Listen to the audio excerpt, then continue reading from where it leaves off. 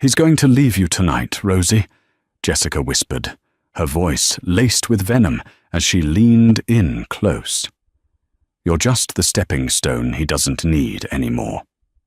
A smug smirk stretched across her perfectly contoured face before she threw her head back, releasing a sharp, condescending giggle that turned heads and echoed over the clinking crystal in the Plaza Hotel's grand ballroom. She stood there, reveling in her imaginary victory, draped heavily in the Cartier diamonds Rosie's husband had funded. What Jessica didn't realize, however, was that her triumph had exactly 14 seconds left. Before the minute was up, a team of armed security guards would physically drag her from the building, and her precious billionaire boyfriend was next. To the rest of the world, Richard and Rosie were the epitome of the modern American dream. They were the quintessential power couple of New York's brutal tech scene. He was the charismatic, silver-tongued visionary from a modest Boston suburb, with piercing blue eyes and a jawline that belonged on the cover of Forbes. Rosie was the brilliant, quiet architect behind the scenes, a black woman from a wealthy Atlanta real estate family who had skipped 2 grades, graduated from MIT at 20, and wrote the baseline code that made their company, Saxon Innovations, a billion-dollar juggernaut. They met when they were 22. Richard was relentless in his pursuit of her. He made her feel like the center of his universe, breaking through the protective walls she had built around herself as a young black woman navigating the predominantly white, male-dominated tech world. When they married, Rosie made a decision fueled by pure, naive love. She let him take the spotlight. She transferred the patents for their flagship predictive AI software into a joint holding company, but she let Richard carry the title of CEO. Rosie took the title of Chief Technology Officer, perfectly content to stay in the lab while he charmed the venture capitalists and gave the TED Talks. For 10 years, it worked perfectly. They built an empire. They lived in a sprawling, $30 million penthouse overlooking Central Park. They vacationed in St. Bart's. But success has a funny way of revealing a person's true character. As Saxon Innovations approached its highly anticipated IPO, the Richard she knew began to fade, replaced by a man intoxicated by his own press clippings. The signs of his infidelity didn't arrive like a thunderclap. They seeped in like a slow, toxic leak. It started with the passwords. Richard and Rosie had always shared everything. Then, his iPhone 14 Pro Max suddenly had a new passcode. When she casually asked him about it while they were having coffee in their kitchen one Sunday morning, he didn't just answer. He launched into a defensive tirade about corporate security protocols and SEC compliance. It was an overreaction so severe it made her stomach drop. Then came the late nights. Richard claimed that the pre-IPO roadshows were keeping him at the office until 2 a.m. But when Rosie sent a surprise late-night delivery of his favorite sushi to the executive suites on the 45th floor of the Freedom Tower, the delivery driver called her, confused, saying the floor was completely dark and locked down. When she confronted Richard, he gaslit her with the ease of a seasoned sociopath. "Rosie, are you tracking me now?" he had scoffed, loosening his silk Tom Ford tie and looking at her with a mixture of pity and annoyance. "I was at the Harvard Club with Arthur Pendleton from the board. You're stressed about the IPO. You're becoming paranoid." She almost believed him. She wanted to believe him. But the final nail in the coffin of her ignorance came on a rainy Tuesday in early November. Rosie was sending Richard's custom Italian suits to the dry cleaners when she felt a thick piece of cardstock in the inner breast pocket of his charcoal Armani blazer. She pulled it out. It was a sleek, black receipt from the Van Cleef and Arpels boutique on Fifth Avenue. The purchase date was 3 days prior. The item, a vintage Alhambra diamond necklace. The price tag was $85,000, charged to his private American Express Centurion card. Her heart hammered against her ribs. 3 days prior was her birthday. Richard had given her a beautiful but surprisingly generic pair of pearl earrings, claiming he wanted to keep things understated this year.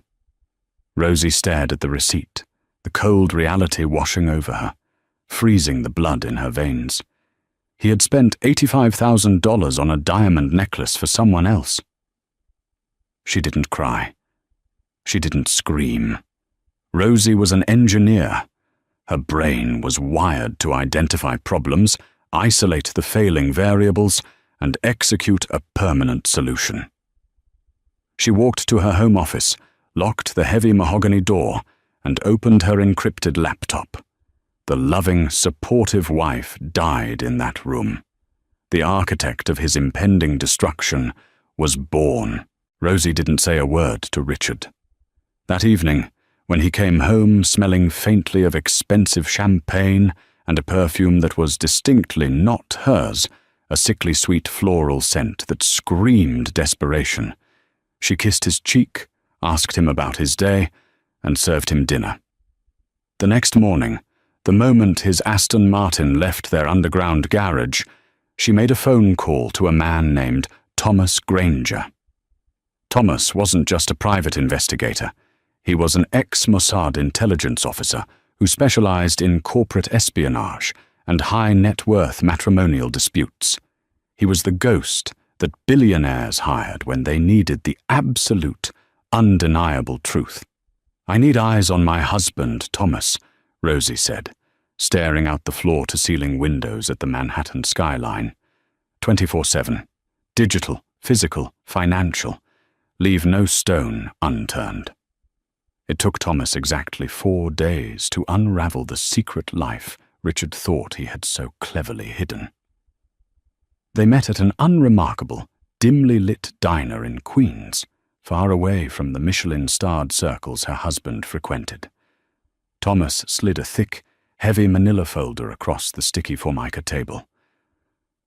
"I've seen a lot of reckless men in my time, Mrs. Saxon," Thomas said, his voice a low, gravelly rasp. "But your husband is operating on a level of arrogance that borders on delusion." Rosie opened the folder. The first photograph was a crystal-clear, long-lens shot of Richard, leaving a luxury high-rise in Tribeca. Clinging to his arm was a young, striking white woman with long, blown-out blonde hair. She was wearing the $85,000 Van Cleef diamond necklace. Her name was Jessica Croft. She was 26 years old. 6 months ago, Richard had bypassed HR protocols to create a new position for her at Saxon Innovations, Vice President of Strategic Public Relations. Her starting salary was $350,000 a year, despite her resume consisting of a brief stint as a social media manager for a mid-tier fitness brand. But Thomas hadn't stopped at photographs. He tapped his thick finger on the second section of the file. "The infidelity is standard. It's the financials that are going to put him in a federal penitentiary." Rosie scanned the documents, her trained eyes easily translating the complex spreadsheets. Richard wasn't just cheating on her. He was bleeding their company dry to fund his fantasy life. He had used a shell corporation, cynically named J-Corp Management, to siphon over $4 million from Saxon Innovations' R&D budget. He used those funds to purchase the Tribeca penthouse Jessica lived in, outright in cash, listing the shell company as the owner. He was expensing her private jet trips to Aspen, her designer wardrobe, and her luxury SUV as corporate marketing expenses. He was embezzling from the very company whose core technology Rosie had invented. "He's finalizing plans to divorce you," Thomas added quietly, handing her a printout of an encrypted email chain between Richard and a sleazy, high-profile divorce attorney. He's timing it for the week after the IPO. He believes that because the patents are in the joint holding company, he can force a buyout, take half your wealth, push you out of the CTO role, and walk away with the company and the girl. She read Richard's words on the page. Rosie is too passive to fight this, he had written to his lawyer. She's a code monkey, not a shark. I can blindside her with the papers and she'll settle quietly to avoid a public scandal. A cold, dark amusement bubbled up in her chest. Richard had spent 10 years standing on her shoulders to look tall, and he had actually convinced himself he was a giant. He had forgotten one crucial detail, a legal safety net her father had insisted upon when Richard and Rosie first formed the holding company for her patents.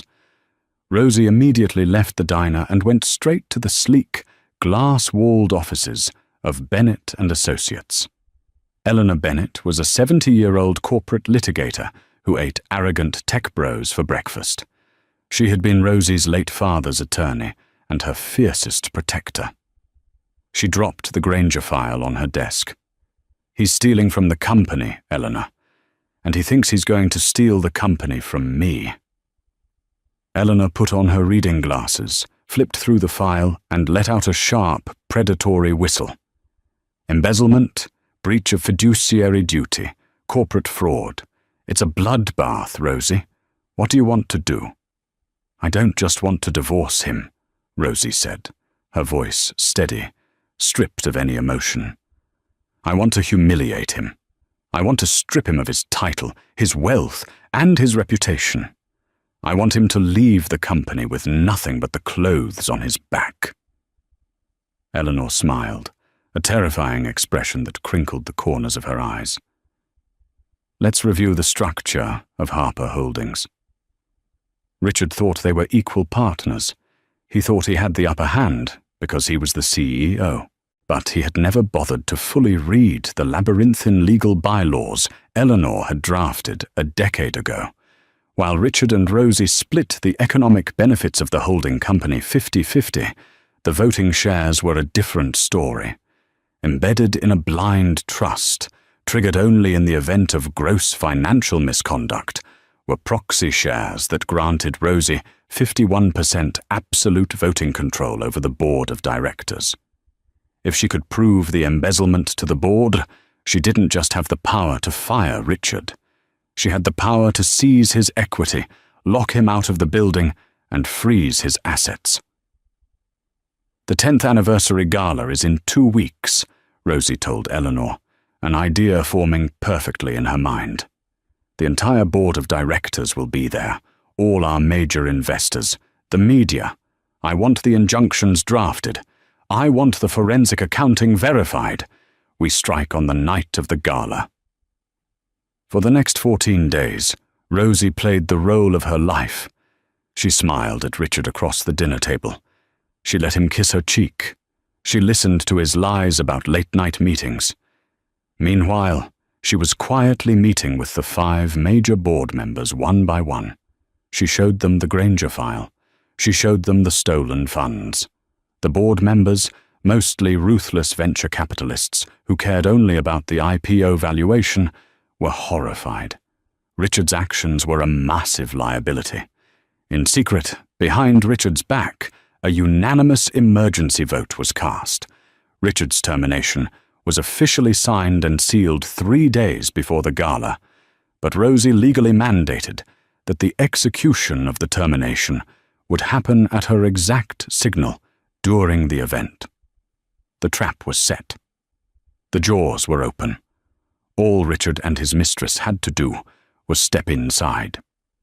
The night of the Saxon Innovations' 10th anniversary gala arrived with a bitter November chill, but inside the grand ballroom of the Plaza Hotel, the atmosphere was suffocatingly opulent. Chandeliers the size of small cars cast a golden glow over 500 of New York's elite.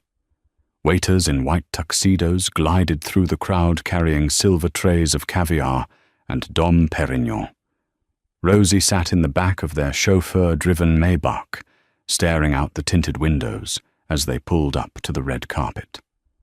She wore a custom, emerald-green silk gown that clung to her curves, her hair styled in an elegant, intricate updo. She looked like royalty. She felt like an executioner, Richard slid his arm around her waist as the flashbulbs of the paparazzi exploded around them. He was wearing a bespoke Tom Ford tuxedo, flashing his signature $1,000,000 smile. "You look breathtaking tonight, Rosie," he murmured in her ear, squeezing her waist in a show of performative affection for the cameras. "Thank you, Richard," she replied, her voice smooth as glass.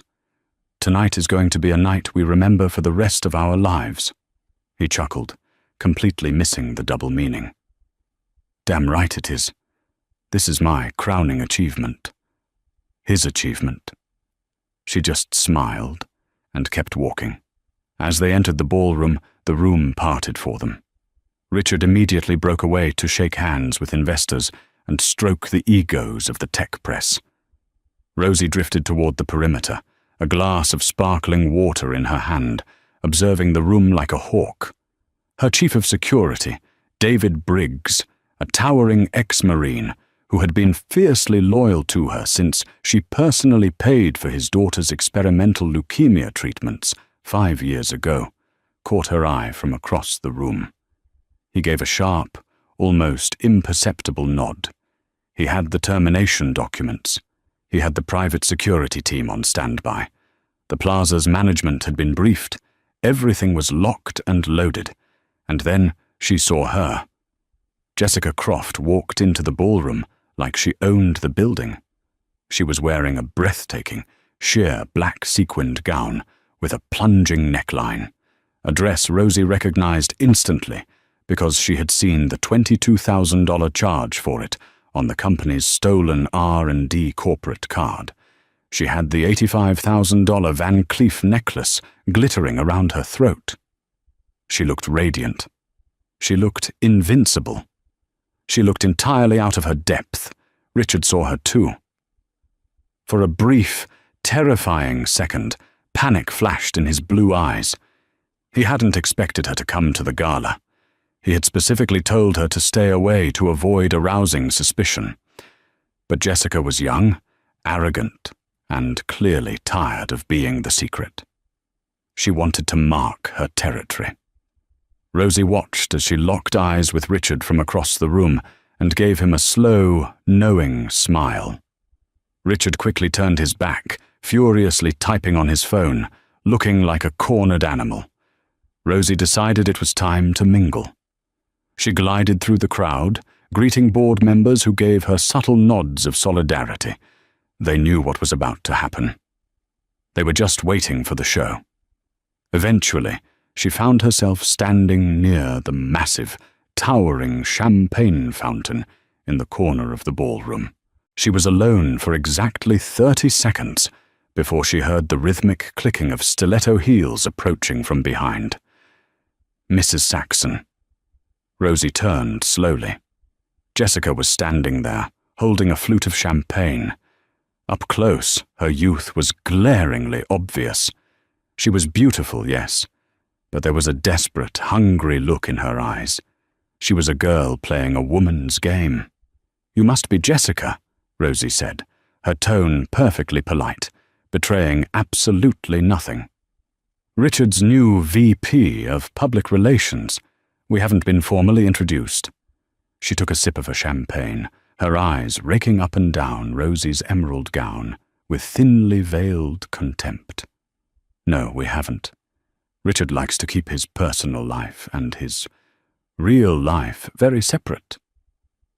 The audacity of her statement hung in the air. She wasn't just marking territory, she was trying to provoke her. She wanted the angry black wife stereotype. She wanted Rosie to snap, to make a scene, to prove to Richard that she was the unstable, bitter woman he had painted her to be. "I imagine PR is a demanding job," Rosie said, her voice eerily calm, holding her ground. "Especially when you're managing accounts in Tribeca." Jessica's eyes widened a fraction of an inch. The mention of Tribeca, the location of her secret penthouse, clearly rattled her for a microsecond. But her arrogance quickly overrode her common sense. She assumed it was just a lucky guess, or that she was untouchable because Richard was the CEO. She stepped closer, invading Rosie's personal space. The cloying scent of that floral perfume filled her nostrils. "Let's cut the act, Rosie," Jessica sneered, dropping the polite facade entirely. She looked around to make sure no one was within earshot, though several board members were watching them like hawks from afar. "I know everything. I know your marriage is a sham. I know Richard is suffocating with you. You're just the boring, quiet engineer who got lucky." Rosie simply tilted her head, letting her dig the grave deeper. "Is that what he tells you?" "He tells me everything," she bragged, taking another sip of champagne. "He told me about the divorce papers.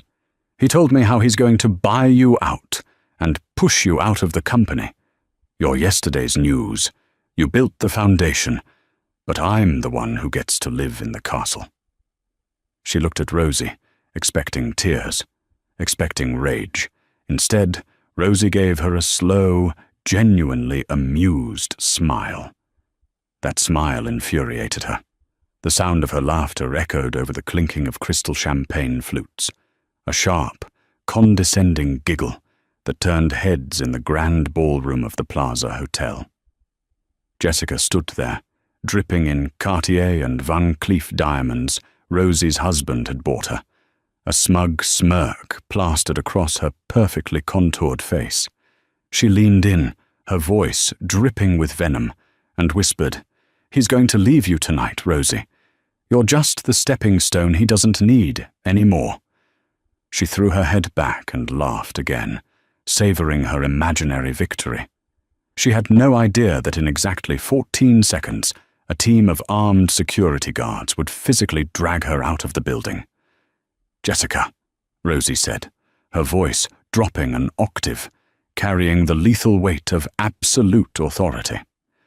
"You're wearing $22,000 of embezzled corporate funds on your body. You're living in a penthouse that was seized by federal investigators 3 hours ago, and the man you think is a billionaire?" Rosie paused, raising her hand and snapping her fingers. A single, sharp sound that cut through the music. "He doesn't even have a job anymore." David Briggs and 4 enormous, unsmiling security guards materialized from the shadows, stepping directly behind Jessica. "Mom," David said, his voice like grinding stone, "you need to come with us. Now." For a fraction of a second, Jessica's perfectly sculpted face remained frozen in that smug, condescending smile. Her brain, likely clouded by the expensive vintage champagne and her own monumental entitlement, simply could not process the words that had just left Rosie's mouth. She blinked, her gaze shifting from Rosie's deadpan expression to the 4 massive walls of muscle in dark suits now surrounding her. "Excuse me," Jessica stammered, the mocking lilt in her voice entirely gone, replaced by a sudden, reedy thinness. She took a step back, her Louboutin heel wobbling slightly on the polished marble floor. "Who do you think you are talking to? I'm a vice president at Saxon Innovations. Get away from me." David Briggs didn't blink. He didn't flinch. He simply stepped forward, invading her space with the intimidating grace of a man who had neutralized much bigger threats than a panicked 26-year-old in a stolen dress. "Ma'am, you are currently trespassing at a private corporate event," David said, his voice carrying the calm, mechanical authority of a seasoned professional. "You have been officially terminated from your position at Saxon Innovations, effective immediately. You are going to walk out the service elevator with my team, or I will have you physically carried out in front of the press corps. The choice is yours." Panic, raw and unfiltered, finally shattered Jessica's facade. Her eyes darted wildly around the ballroom. The polite hum of Billionaire networking had begun to quiet down in their immediate vicinity. The clinking of glasses ceased. Heads were turning. New York high society thrives on gossip, and the scent of blood was suddenly very rich in the air. "Richard!" Jessica practically shrieked, all pretense of subtlety abandoning her. She stood on her tiptoes, frantically searching the sea of tuxedos. "Richard, help! Get over here!" Her shrill voice acted like a siren. Across the room, Richard, who had been deep in conversation with a managing partner at Goldman Sachs, snapped his head toward the champagne fountain. Rosie watched the color completely drain from his face. His tan, handsome features turned the color of old parchment. He muttered an apology to the banker and began aggressively shoving his way through the crowd. "Rosie, what the hell is going on here?" Richard demanded as he broke through the circle of onlookers, adjusting his Tom Ford blazer to project an air of command he no longer possessed. He looked at the security team, his blue eyes flashing with indignant rage. "David, what are you doing? Stand down immediately. Who gave you the authorization to harass my VP of Public Relations?" David turned to look at Richard. The utter lack of respect in the ex-Marine's eyes was palpable. "I take my orders from the head of the company, Mr. Saxon." "I am the head of the company," Richard roared, his voice booming across the suddenly silent ballroom. The string quartet in the corner faltered, hitting a discordant note before stopping entirely. 500 pairs of eyes were now locked onto them. Rosie took a slow, deliberate sip of her sparkling water. "Actually, Richard, you're not." Richard whipped his head toward her, his brow furrowed in a mixture of confusion and fury. "What are you talking about, Rosie? Have you lost your mind? Tell your pet gorilla to back off, Jessica, before I fire him, and then you and I are going to have a very serious conversation about your mental health." He was still trying to play the game. He was still trying to gaslight her, to paint her as the hysterical, paranoid wife in front of their investors.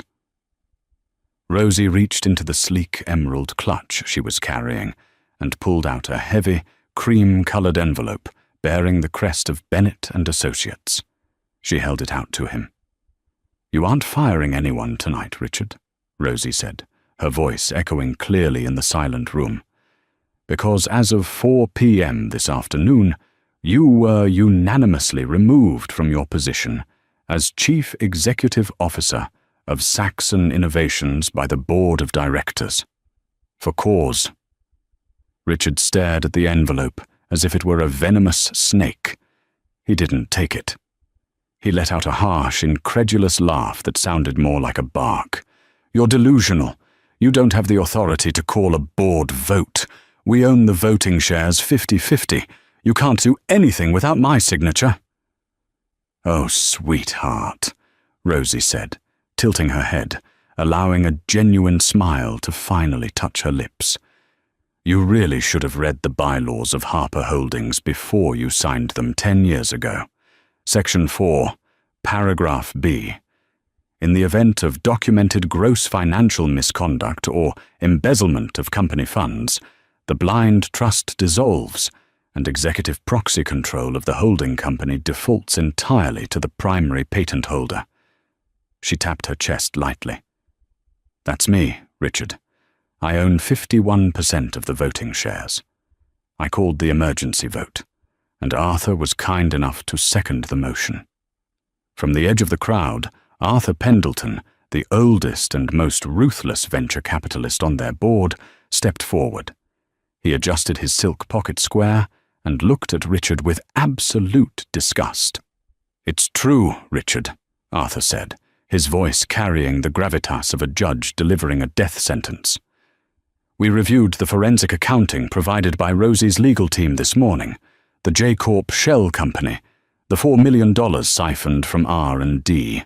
We saw it all. You're done, son. You're a liability to the IPO. The termination is binding." Richard looked like he had been physically struck. He stumbled back a half step, his eyes darting frantically between Rosie, Arthur, and the envelope in her hand. His perfectly constructed reality was disintegrating in real time. "J-Corp," Jessica whispered, the color fully draining from her own face.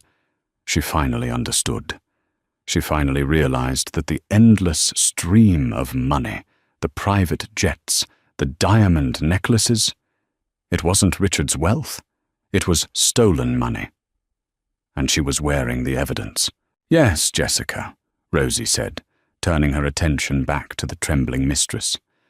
"J Corp, the LLC that purchased your Tribeca penthouse. I hope you packed a bag before you came tonight, because at 6 p.m., my lawyers filed a federal injunction freezing all assets connected to that shell corporation. The locks on the penthouse have been changed by federal marshals. You don't have a home to go back to." You can't do that," Jessica shrieked, tears of sheer panic finally spilling over her mascara, leaving ugly black streaks down her cheeks. "Richard, do something. Tell her she can't do this." But Richard was paralyzed. He was a man watching a tidal wave crash over his life, entirely incapable of moving. "David," Rosie said gently, breaking the silence. "Miss Croft is causing a scene at my party. Please escort her out." "No, get off me!" Jessica screamed as two of the security guards each took a firm grip on her upper arms. She thrashed wildly, her stilettos slipping on the marble. The $22,000 sequined gown ripped at the seam as she struggled, the sound of tearing fabric shockingly loud. "Richard, you promised me. You said you were going to ruin her." But Richard didn't even look at her. He was staring at Rosie, his eyes wide with a terror she had never seen in him before. The security guards hoisted Jessica practically off her feet. She kicked, she screamed profanities that made the nearby socialites gasp and clutch their pearls, and she sobbed uncontrollably as they half-dragged, half-carried her out of the ballroom toward the service corridors. The heavy oak doors swung shut behind them, cutting off her hysterical cries. The silence that followed was absolute. 500 people held their breath, their eyes fixed on the disgraced king and the queen who had just orchestrated his public execution. "Rosie," Richard breathed, the words stumbling out of his mouth as if he had forgotten how to speak. The arrogant CEO, the silver-tongued charmer who had manipulated her for a decade, was gone. In his place stood a broken, terrified imposter. He took a step toward her, reaching out a shaking hand. "Rosie, please. Let's go somewhere private. We can fix this. You're angry, I understand, but we can talk about this. Don't throw away 10 years of marriage over a stupid mistake." Rosie looked down at his outstretched hand, feeling absolutely nothing. No pity, no anger. Just the cold, clinical satisfaction of a successfully executed algorithm. "A mistake is forgetting our anniversary, Richard," she replied, her voice steady and completely devoid of emotion. "Setting up a fraudulent shell corporation, stealing $4 million from my life's work to buy a luxury apartment for a 26-year-old, and plotting to steal my company out from under me isn't a mistake. It's a calculated criminal enterprise."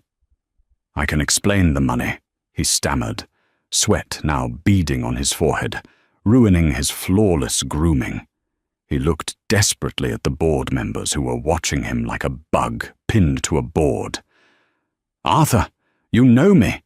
I was going to put it back after the IPO. It was a bridge loan. I just needed liquidity." Arthur snorted, a sound of pure aristocratic derision. "Save it for the SEC investigators, Richard. They'll be auditing your personal accounts first thing Monday morning." Richard's knees actually buckled slightly at the mention of the SEC. He turned back to Rosie, his eyes wide and pleading. He tried a different tactic. He tried to play on the love he thought she still harbored for him. "Rosie, baby, listen to me," he whispered, stepping closer, trying to lower his voice so the vultures surrounding them couldn't hear. "I love you. I do. Jessica meant nothing. She was just a stupid distraction. You know how stressed I've been about the IPO. I cracked under the pressure. But you and me, we built this together. You need me. You're the genius, but I'm the face. The market will panic if I leave. The IPO will tank.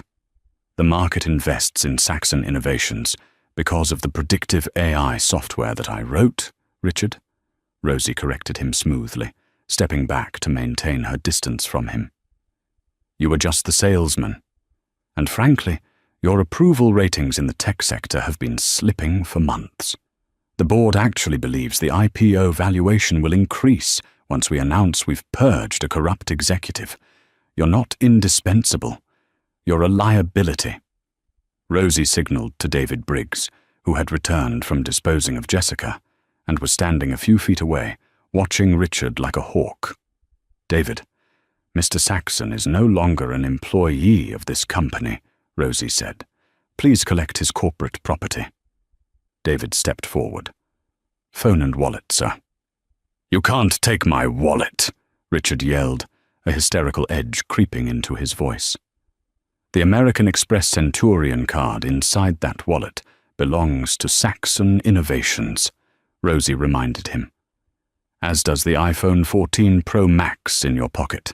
Hand them over, Richard, or David will take them from you, and I promise you, he won't be gentle about it. Richard looked at David's massive, unforgiving frame. Trembling with a mixture of rage and humiliation, he reached into his tuxedo jacket. He pulled out the sleek, black company phone and slapped it into David's open palm. Then, he pulled out his wallet, his fingers shaking so badly he dropped 3 of his own personal credit cards onto the floor before finally extracting the heavy metal corporate Amex. He handed it over.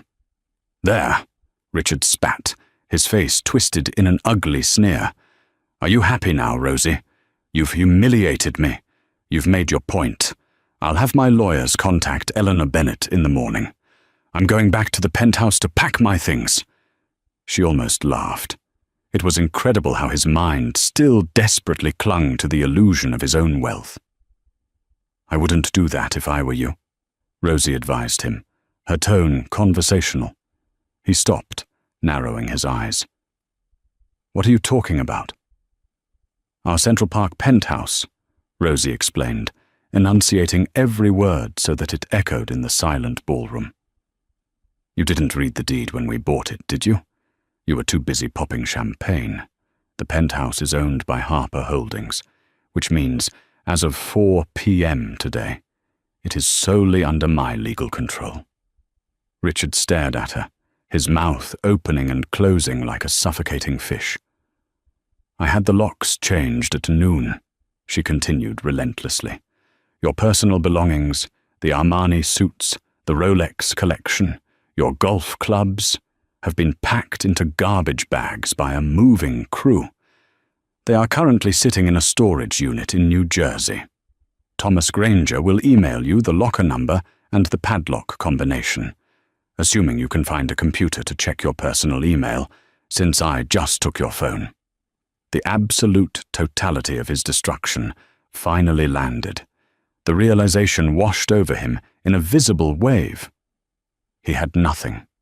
He didn't have his job. He didn't have his company. He didn't have his mistress. He didn't have his home. He didn't even have a credit card to book a hotel room for the night. The multimillionaire tech titan was suddenly, irrevocably homeless and broke. You bitch, he hissed, the charming veneer entirely stripped away, revealing the cruel, small man underneath. You set me up. You planned this. I didn't set you up, Richard, Rosie replied softly, stepping just inches from his face. I just stopped covering for you. You built your own gallows. I simply pulled the lever. Rosie turned away from him, addressing David. Mr. Saxon is leaving now. Please ensure he finds the exit. With pleasure, Mum, David said. He placed a heavy, uncompromising hand on Richard's shoulder. Let's go, sir. The party is over. Richard didn't fight back. The fight had been completely drained out of him. He looked around the ballroom one last time.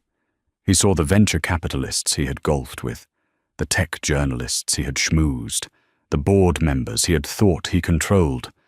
None of them met his eye. They looked away, sipping their drinks, completely distancing themselves from a sinking ship. He was a ghost to them already.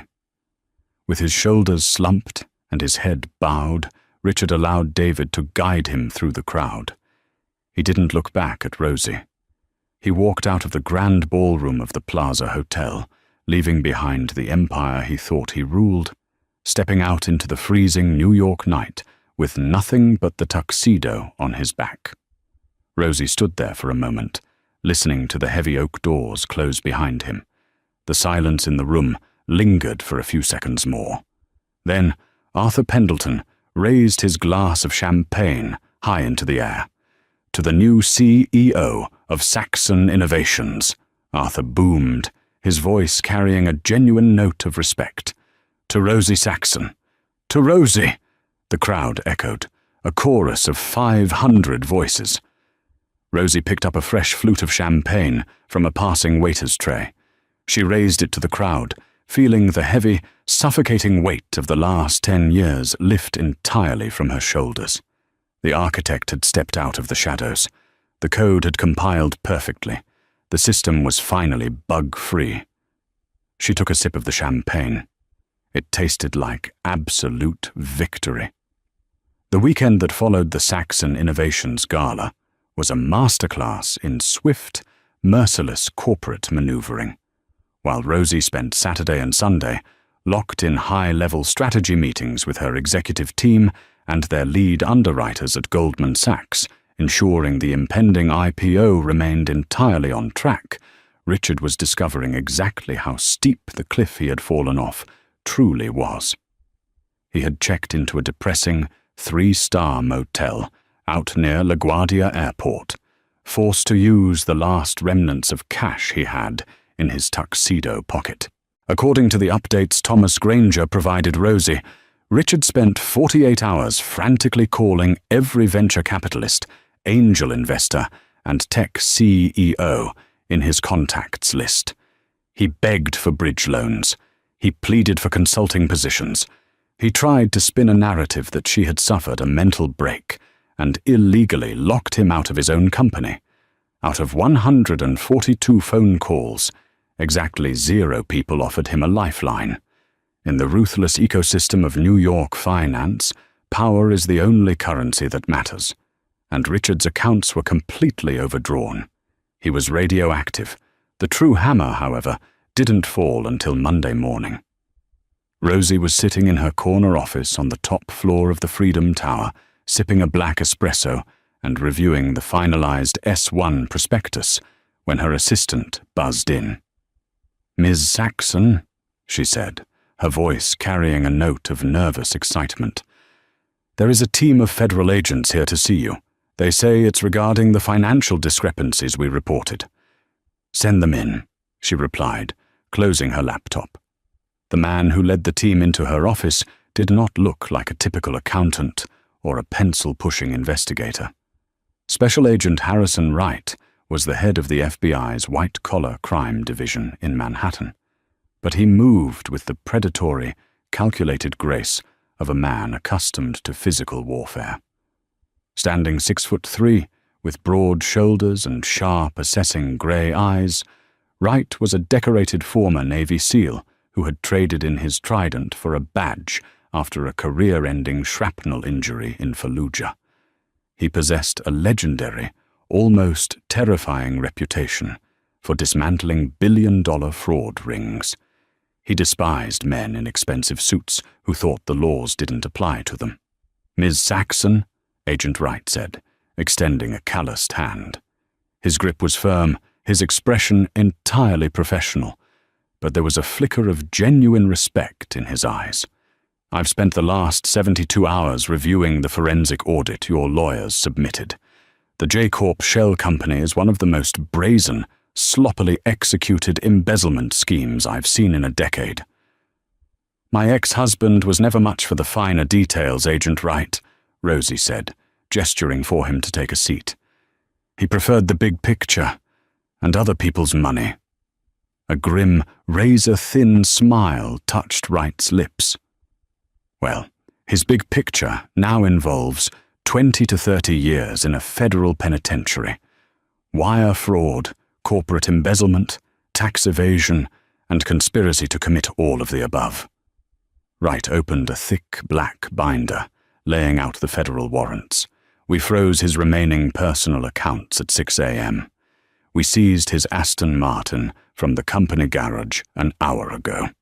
And right now, a team of my agents is currently kicking in the door of room 214 at the Starlight Motel in Queens. Rosie leaned back in her leather chair, letting that image settle over her.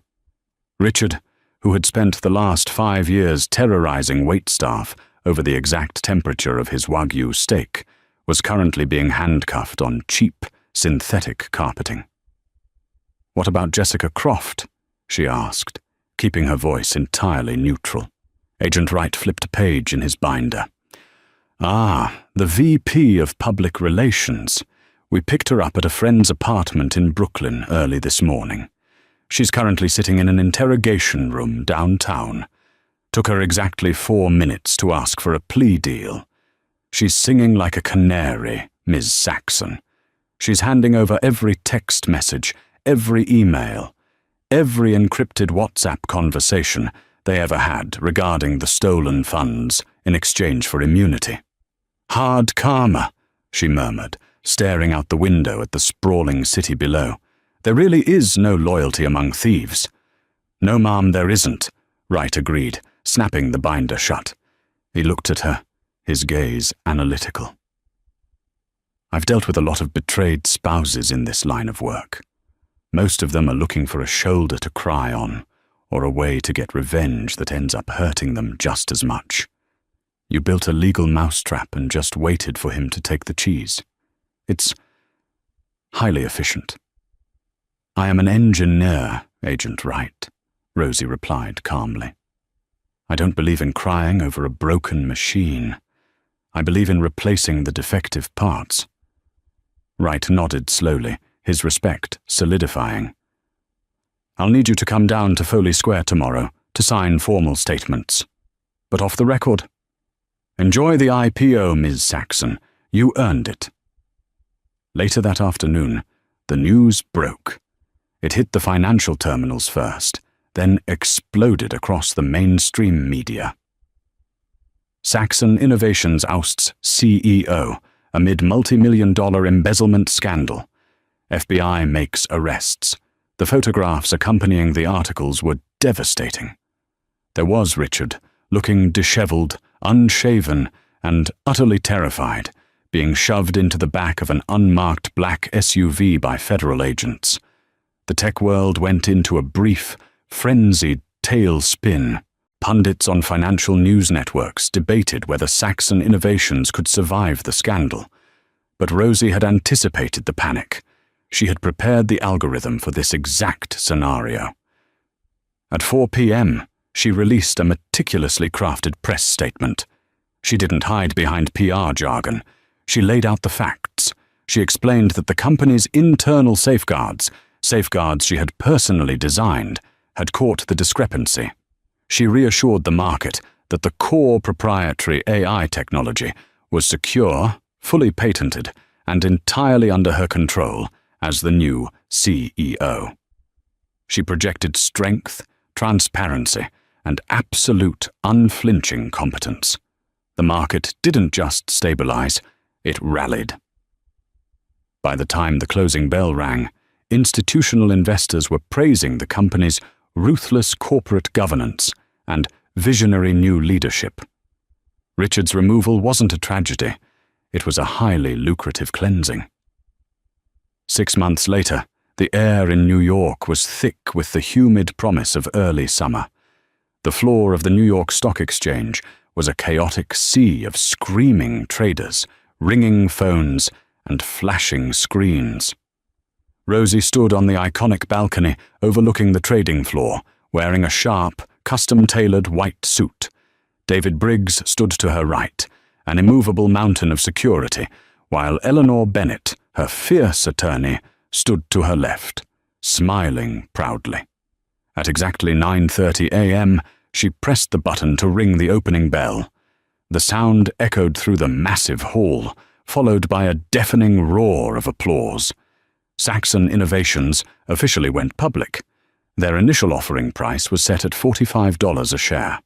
Within 2 hours of trading, fueled by the massive hype surrounding their new predictive AI models and the pristine, scandal-free image the company now projected, the stock surged to $92 a share. By noon, her net worth officially crossed the $5 billion mark.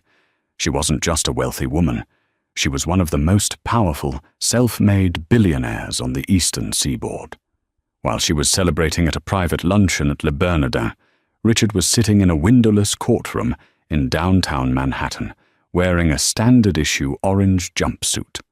The trial had been short, brutal, and entirely one-sided. Agent Wright and his team had built an impenetrable case.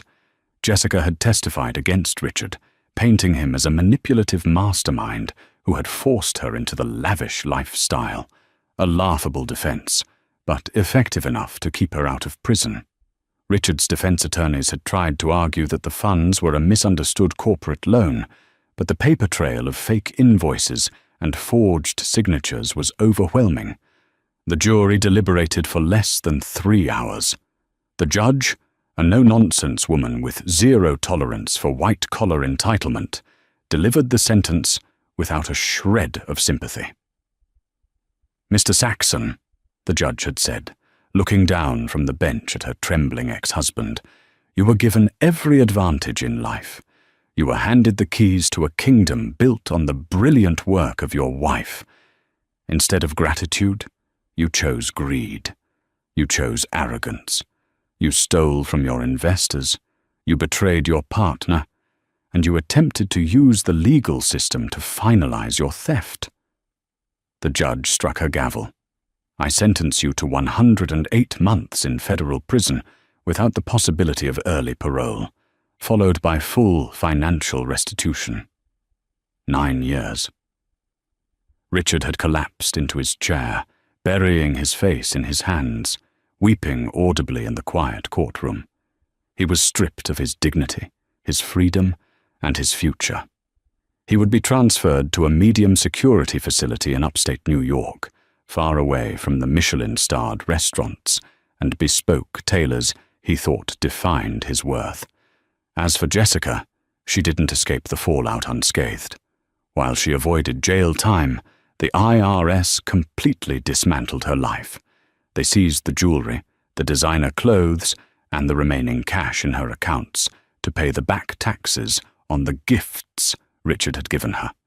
With her reputation utterly destroyed in the PR industry, the last Thomas Granger reported, she was working as an assistant manager at a mid-tier retail clothing store in suburban New Jersey, struggling to make rent on a tiny one-bedroom apartment. Justice wasn't just served, it was absolute. It was a flawless execution of cause and effect. That evening, after the IPO celebrations finally wound down, Rosie returned to the Central Park penthouse. The massive space was quiet, entirely hers. The lingering ghost of Richard's presence had been thoroughly scrubbed away by a team of interior decorators who had replaced his ostentatious modern art with elegant, meaningful pieces that reflected her own taste. She poured herself a glass of a rare, vintage Bordeaux, walked out onto the sprawling terrace, and looked out over the glittering expanse of the city skyline. For 10 years, she had made herself smaller, so a deeply insecure man could feel large. She had dimmed her own brilliance to let him shine. She had built the engine, but let him take credit for the speed. Never again would she make that mistake. Her phone buzzed in her pocket. It was a text message from Agent Harrison Wright. Over the past 6 months of trial preparation, their purely professional relationship had evolved into a quiet, mutual respect. They had shared coffees, discussed the psychology of fraud, and found a strange common ground in their shared demand for accountability and order. "Congratulations on the IPO, Ms. Saxon," the message read. "The market likes a winner. If you ever want to celebrate over a steak that isn't corporate-sponsored, let me know." Rosie smiled, the cool night breeze playing with the edges of her white jacket. A real, genuine smile. She typed back a brief, promising reply, slipped the phone back into her pocket, and took a sip of the rich red wine. The city below her was a labyrinth of power, ambition, and ruthless competition. But looking down from the top of the world, she wasn't intimidated anymore. She was exactly where she belonged. She was the architect of her own empire, and the foundation was finally unbreakable. And that is exactly how you execute the ultimate takedown. Rosie completely flipped the script, securing her billion-dollar bag, while Richard traded his Tom Ford suits for an orange jumpsuit. It's the ultimate story of hard karma, proving that you should never underestimate the quiet genius behind the scenes. We absolutely loved watching Rosie rise from a betrayed wife to a ruthless, unstoppable CEO, and the addition of Special Agent Wright bringing the federal heat was just the icing on the cake. If this incredible story of justice and revenge had you cheering at your screen, you know what to do.